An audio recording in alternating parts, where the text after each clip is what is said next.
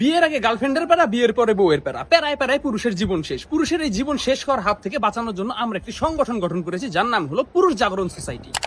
আপনারা এতকাল শুনে এসেছেন নারীরা নাকি যেখানে সেখানে নির্যাতিত হয়, কিন্তু পুরুষরাও কিন্তু নির্যাতিত কম হয় না। সবচেয়ে বেশি নির্যাতনের শিকার হয়ে হলো বিয়ের আগে। শ্বশুর মশাই বলে সরকারি চাকরি ছাড়া নাকি মেয়ে বিয়ে দিবে না। ঠিক আছে, এই পর্যন্ত যদি মানা যায়, কিন্তু তারপরে বলে কাবিন হবে 3 লাখ টাকা, 5 লাখ টাকা, 10 লাখ টাকা। আরে ভাই, আমি কি গরুর হাটে গরু কিনতে গেছি নাকি মেয়ে বিয়ে করতে গেছি? তারা নিজেদের মেয়ের দামে ভেবে কেউ বাড়ায়। অনেকে মনে করতে পারেন আমাদের এই সংগঠনটি নারীদের বিদ্বেষ ছড়ানোর জন্য, কিন্তু প্রকৃতপক্ষে তা নয়।